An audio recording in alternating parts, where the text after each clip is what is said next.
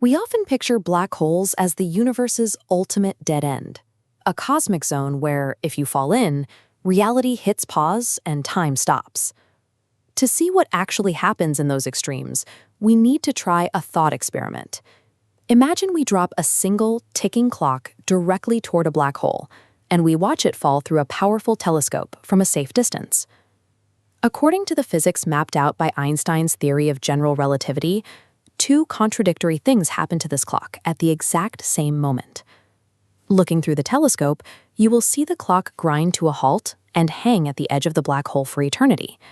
Yet, from the perspective of the clock itself, it won't stutter or freeze at all. It will plunge straight into the void. How can one physical object be permanently suspended in space to an onlooker while simultaneously falling to its doom? Time functions as a flexible fabric. Through a phenomenon called gravitational time dilation, extreme gravity physically warps the passage of seconds and minutes. Let's track the first reality.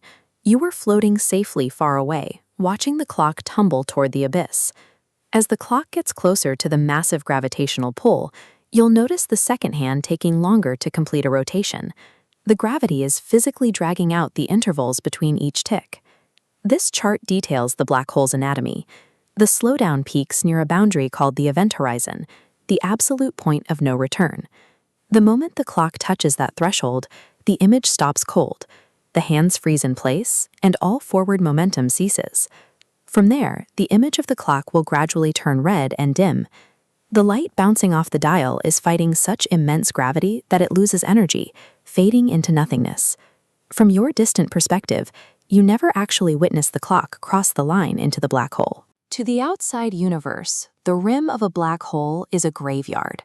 It's a sphere coated with the fading, frozen ghosts of everything that ever fell toward it. Rewind the tape. This time, we are riding along with a camera strapped directly to the face of that falling clock. Experiencing the fall firsthand, you won't notice your watch slowing down. Every second takes exactly 1 second. You feel completely normal. As you reach the dreaded event horizon, you slip right through. There is no physical wall, no bump, and no pause in your journey. That horizon is purely a mathematical threshold. It marks the exact distance where the escape velocity, required to pull away from the gravity, outpaces the speed of light. But if you were to look back out into space while falling past this boundary, the extreme physics grant you a unique view. Because your clock is ticking so much slower relative to the rest of the universe, you would watch decades or even centuries pass back home on Earth over the span of a few hours. By surviving the effects of extreme gravitational time dilation, you have effectively turned a black hole into a one-way time machine to the future. Yet, no matter whose timeline we follow, the frozen ghost outside or the plunging traveler inside, both paths lead to the exact same destination. Everything inevitably converges at the singularity, the infinitely dense core at the center of the black hole, where all trapped matter is crushed together. This chart maps the curvature of spacetime. At the singularity, general relativity's math curves so violently that time moving forward simply breaks down. Generating infinity on a graph isn't a real physical answer. It's an error code telling us our equations are broken. To understand what is actually happening in that core, physicists need a new, undiscovered framework, a theory of quantum gravity that can unite the massive scales of relativity with the subatomic world.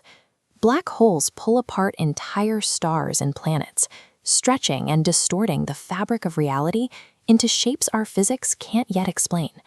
The experience of time in these extremes is an entirely subjective experience, a variable flow dictated entirely by where you